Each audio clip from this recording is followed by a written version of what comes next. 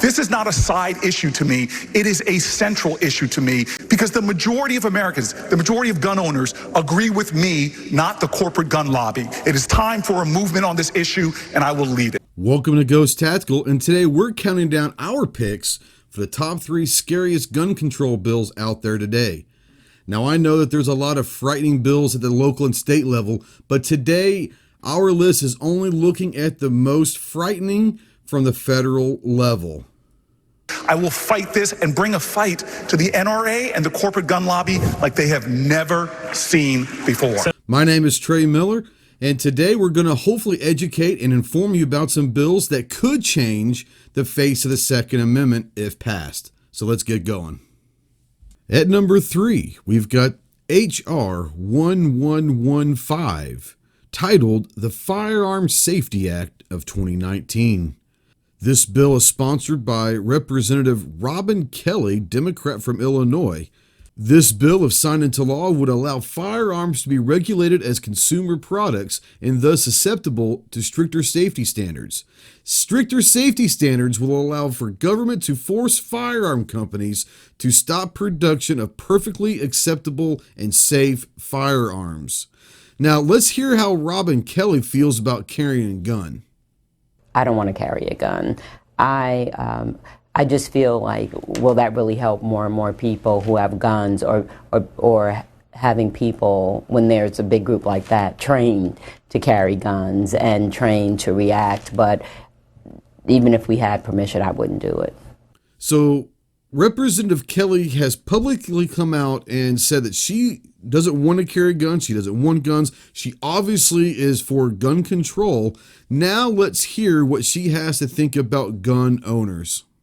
A lot of pushback. The NRA seems large and in charge, in a lot of ways, even though most of the NRA members want background checks at least.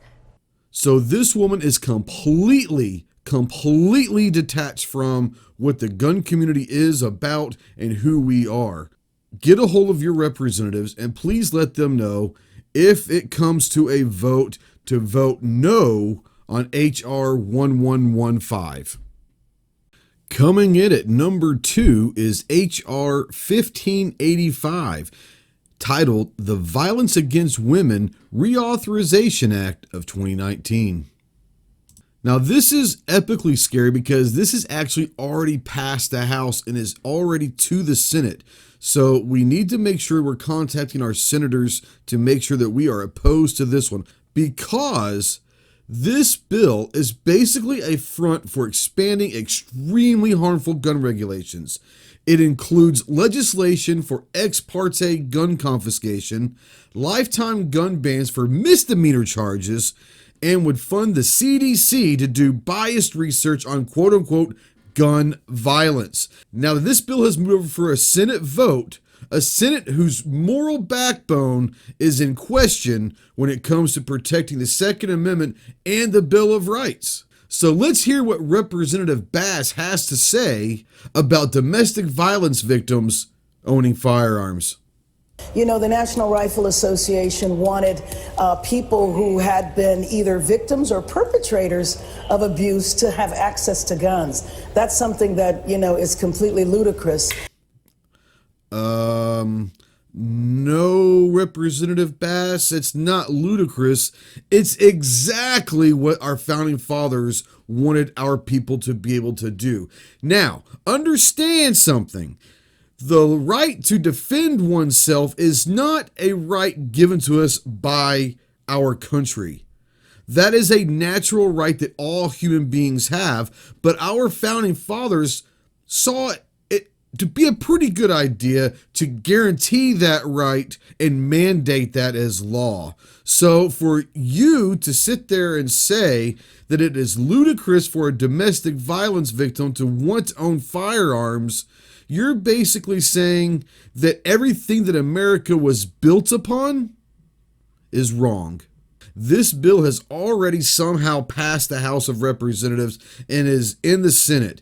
Now, please, it is vital for you to contact your senators to let them know that under no circumstances do you want this bill to even see the light of day. If it does pass, this could change a lot of things. We're talking about being open about the CDC to have biased research on gun violence.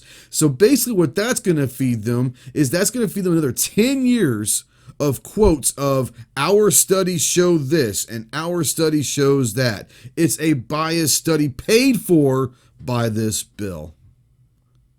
Before we continue and unveil our #1 worst gun control bill, be sure to subscribe to our channel and ring that bell to get notified about our latest videos. You're going to have the option to be notified for occasional videos or all of them. If you're on your phone, make sure you go into your settings and switch on the notifications. And now #1, H.R. 838, the Threat Assessment, Prevention, and Safety Act of 2019, also known as the TAPS Act. This was sponsored by Representative Brian Babin, a Republican from Texas. Now this one's a doozy. This one would permit levels of espionage against the American people not seen since the introduction of the Patriot Act. This Republican-sponsored bill would establish a task force of 24 unelected, generally unsupervised individuals to oversee a national strategy of monitoring private citizens under the guise of preventing targeted violence through behavioral threat assessment. Now, they're going to use the mask of trying to find out and assess people's behavior and try to hopefully use this to quote-unquote prevent mass killings. So let's hear what he has to say about Parkland. Folks, when the first shot goes off, it's too late. We have failed. If a local threat assessment and management process had been in place in Parkland, we may not have lost 17 innocent lives that day. Once again, guys, this bill is incredibly dangerous because you're talking about the outright surveillance of people that they believe are gun owners. This is being done without a gun, quote unquote, a gun registry.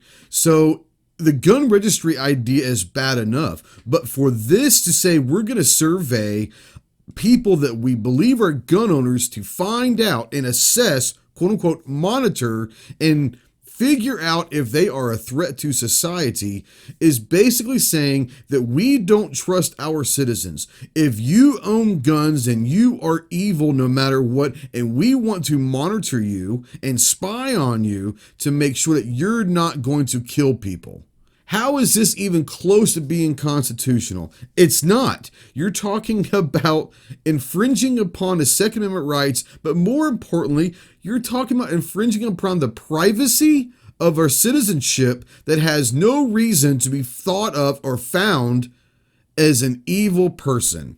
So please, I implore you to contact your representatives and make sure that evil, unconstitutional witch hunts is what this is. Witch hunts do not happen in the United States Congress. Well, guys, I hope I haven't discouraged anybody from getting involved in the fight because we need all the soldiers we can. The 2020 election cycle's coming up, and we need to make sure that we're going to get the right people to represent us. Remember, they're not our leaders. They're our representatives. They work for us. They work for you. Find that candidate that is really going to go along with your ideals and your belief system. These bills at the federal level are scary enough, but there are a lot of very frightening bills going on at the local and state levels. Make sure that you're heavily involved in those areas of politics and remind your representatives that if you don't do your jobs, you won't have a job. Let's make sure that we really are out there focused on making sure that our rights, not just the Second Amendment, but the Fourth, the Fifth, hell, even the First are up for attack right now. We are at a war for our rights and our way of life. So I hope that you guys are out there and you really join the fight. Are you in the mood for some more awesome 2A content? Then make sure you check out our website, ghosttacticalproductions.com, and check us out on all of our social media platforms. And don't forget to subscribe and ring that bell to be notified about our latest videos. Till next time, Semper Fi.